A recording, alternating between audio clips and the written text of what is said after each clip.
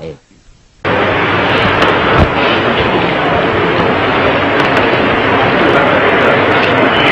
بسم اللہ الرحمن الرحیم۔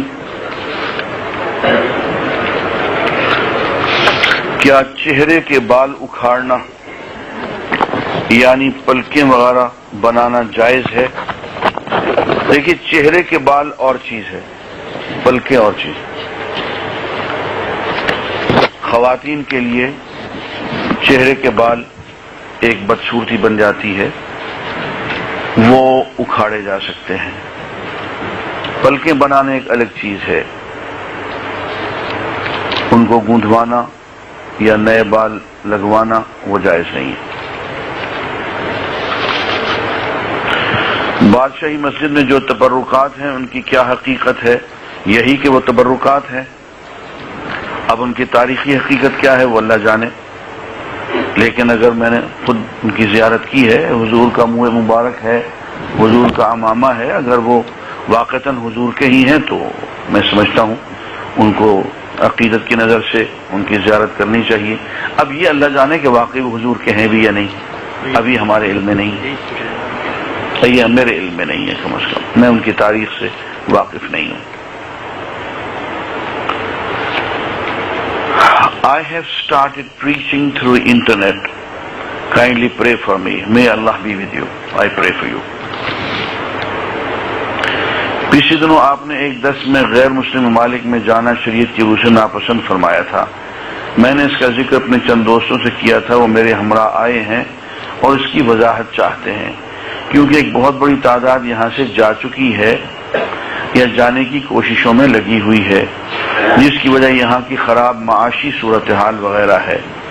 برائے مہربانی ذرا کھل کے وضاحت کیجیے گا۔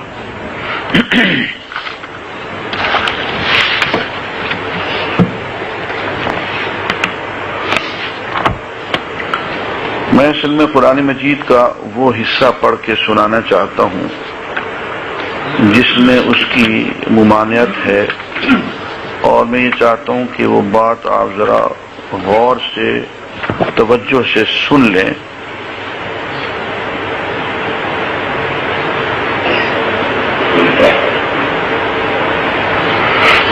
یہ اس وقت میں آیت تلاوت کر رہا ہوں سورہ انفال کی، آیت نمبر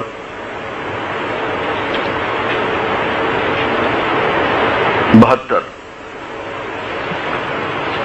سورہ انفال آیت نمبر 72۔ اس کا ترجمہ ذرا غور سے سن لیں۔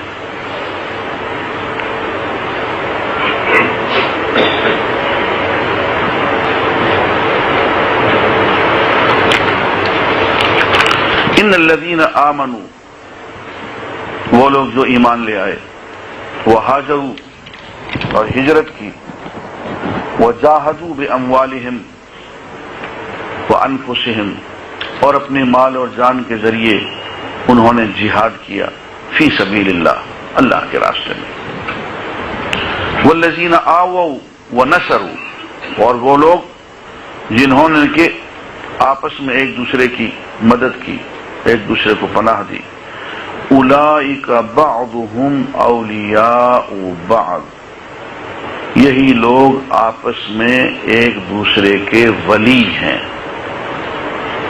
اولیاء ہیں، ایک دوسرے کے مددگار ہیں، ایک دوسرے کے گارڈین ہیں۔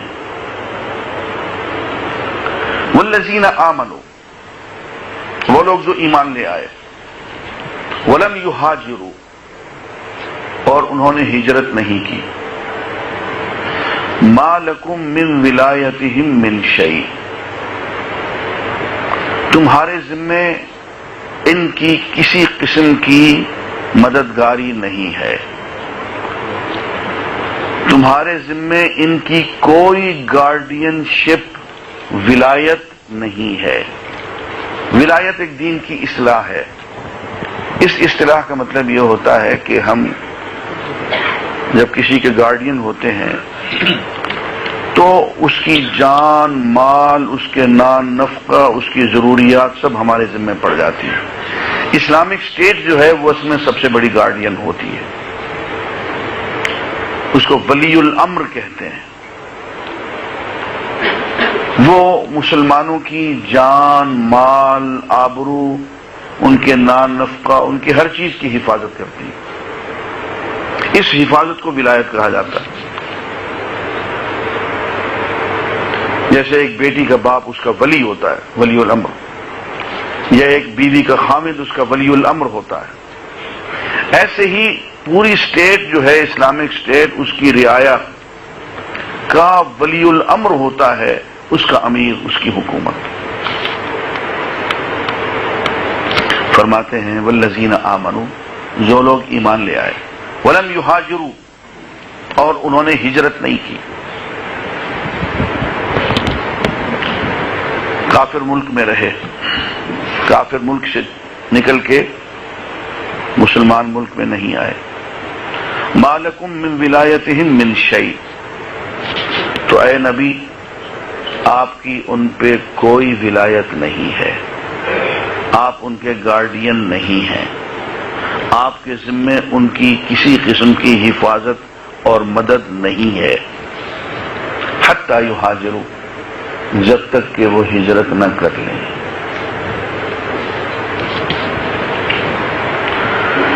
اب اس بات کو سمجھنے کی کوشش کریں. حضور اکرم صلی اللہ علیہ وآلہ وسلم نے دین کی دعوت دی، مکہ میں مشکلات آ گئیں، مکہ سے آپ نے صحابہ کو ہجرت کا حکم دے دیا. پہلے حبشہ میں ہجرت کروائی ایک مرتبہ، دوسری مرتبہ، پھر آپ ہجرت فرما کے مدینہ منورہ تشریف لے آئے، اور آپ نے تمام مسلمانوں کو حکم دے دیا کہ وہ ہجرت کر کے مدینے میں آ جائے تاکہ مسلمانوں کی ایک طاقت بن جائے اور مسلمان ان علاقوں میں نہ رہیں جہاں کفر پھیلا ہوا. اب ہوا یوں کہ مسلمانوں کی ایک تعداد ایسی تھی جو مکہ میں رہ رہے تھے. ان کو یہ وہم تھا کہ ہم تو روزانہ طواف کعبہ کرتے ہیں اور کعبے میں ایک نماز کا اجر جو ہے 1,00,000 کے برابر ہے. ہم تو ہفتے میں 1-2 عمرے کر لیتے ہیں، مہینے میں اتنے عمرے کر، ہم ہر سال حج بھی کر لیتے ہیں. تو ہم نے اگر ہجرت نہیں بھی کی اور ہم دارالکفر میں رہتے رہے اور حضور صلی اللہ علیہ وسلم کی خدمت میں نہ پہنچے اور دارالسلام میں اسلامی مملکت جو نئی تھی اس میں اگر ہم نہیں پہنچے تو اللہ معاف کر دے گا. فرمایا نہیں، اگر یہ دارالکفر میں رہتے ہیں اور دارالاسلام میں نہیں آتے ہیں تو ان کی ولایت کا جو تعلق ہے وہ ٹوٹ گیا، یہ آپ کی امت سے خارج ہو جاتے ہیں، حق ولایت سے باہر نکل گئے.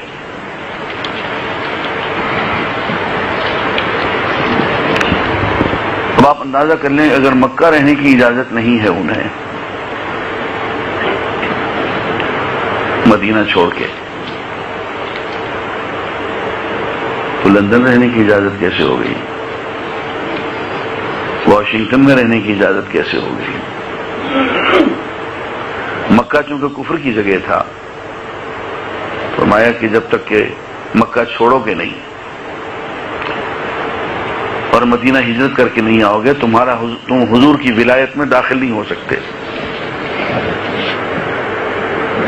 اب عزیزان گرامی اسی مسئلے کو یہاں اپلائی کریں اپنی موجودہ صورتحال میں، اس کو پورا دھیان سے انٹیلیجنٹلی اس کو سمجھیں. مسئلہ سارا یہ ہے کہ ایک مسلمان دارالسلام میں رہے گا، اسلام کے گھر میں رہے گا، مسلمانوں کے درمیان رہے گا، کافروں میں نہیں رہے گا، دارالکفر میں نہیں رہے گا، ورنہ اس کے بچے، اس کی نسلیں اگر کافر ہو گئی تو ان کے کفر اور قیامت تک کے ان کے کفر اور ان کی گمراہی کا سارا بوجھ اس کے کندھے پہ ہوگا. اس لیے اصولی طور پہ کسی مسلمان کو دارالکفر میں رہنا جائز نہیں ہے، حرام ہے. اس کو دارالاسلام میں رہنا چاہیے، اسلام کے گھر میں، اسلامی ملک میں، اسلامی معاشرے میں. یہ تو ہے اصولی بات. سوال یہ ہے کہ کن حالات میں جائز ہے. صرف دو صورتیں بنتی ہیں. ایک صورت یہ ہے کہ اسلامی حکومت اسلامی معاشرہ آپ کے ذمے کوئی ڈیوٹی لگا دے کہ جناب آپ چلے جائیے امریکہ میں, آپ چلے جائیے انگلینڈ میں, سوئٹزرلینڈ میں, یہ کام آپ وہاں جا کے کیجیے. کوئی بھی ڈیوٹی ہو سکتی ہے, وہ سفیر کی ڈیوٹی ہو سکتی ہے, کسی تجارت کا کوئی مشن ہو سکتا ہے, کوئی بھی کام ہو سکتا ہے. اب ٹھیک ہے. یا دوسری شکل جس کو کھینچ تان کے جائز قرار دیا جا سکتا ہے کہ آپ جائیں, آپ بے شک رہیں, لیکن اس نیت سے کہ گویا آپ کو اسلامی حکومت نے فرض منصبی دے رکھا ہے دین پھیلانے کا.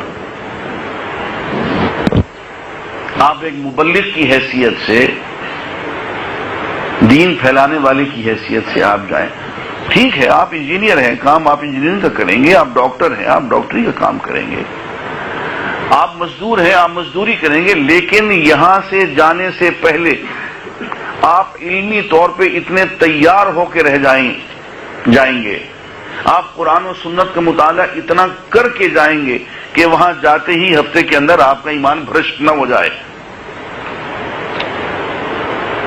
ہم نے سینکڑوں طالب علموں کو دیکھا جو یہاں سے نماز روزے کے بڑے پابند تھے, ان کے ماتھوں پہ محراب تھے, لیکن وہ ان کا ایک روایتی قسم کا, ایک ریچول قسم کا ان کا وہ عبادت کا ایک نظام تھا. اور جب وہاں گئے تو چونکہ کوئی مطالعہ نہیں تھا, کوئی شرح صدر ان کو نہیں تھی, نہ جاتی گئے, چھٹی ہو گئی, مہینے کے اندر ہی شراب خانے میں بیٹھے ہوئے, خنزیر کا گوشت بھی کھا رہے ہیں. ہم اس سے منع کرتے ہیں. تم یہ دیکھو, اکھاڑے میں اتر رہے ہو اور مقابلے میں 60 فٹ کا پہلوان تمہارے سامنے کھڑا ہوا ہے, تو پھر ذرا تھوڑی سی تیاری کر کے جاؤ. ہم اس کی اجازت نہیں دیتے ہیں کہ تم تو تیار نہ ہو. یہ تو ایک علمی دنیا ہے, ان کا تو ایک تحقیقی نظام ہے, اور ان کا تو ایک تبلیغی نظام ہے, پورا ان کا میڈیا ہے جو کام کر رہا ہے. تم جاؤ, لیکن پھر کچھ تیار ہو کے جاؤ. قرآن مجید ایک مرتبہ سمجھ کے پڑھ لو, حضور کی سیرت طیبہ ایک مرتبہ پڑھ لو, دین کا جو اصل مزاج ہے اس کو سمجھ. میں نہیں کہتے کہ مولوی بن کے جاؤ, یہ مولوی بننا وہ ہر ایک کی قسمت میں نہیں ہوتا. اتنی سیدھی سادی چیز نہیں ہے کہ جو چاہے فوراً مولوی بن جائے, جو راستے میں پڑی ہوئی چیز نہیں ہے. یہ تو وقت لگتا ہے, یہ تو وقت لگتا ہے. ہم یہ نہیں کہتے کہ آپ کوئی مفتی اور مولوی بن کے جائیں, علامہ بن کے. بھائی جو دین کی بنیاد ہے اس کو تو سمجھ کے جائیں,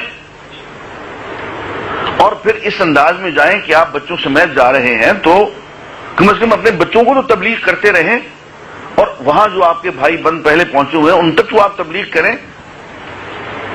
یہ بات اگر آپ کی نیت میں شامل ہے تو آپ جائیں, پھر آپ ڈالر کمائیں. اور اگر آپ یہ نہیں کر سکتے تو آپ کے ڈالر کمانے پہ لعنت ہے کہ 10 سال کے بعد آپ کی بیٹی کو کوئی سکھ اٹھا کے لے جائے. نہیں ہو رہا ہے وہاں پہ.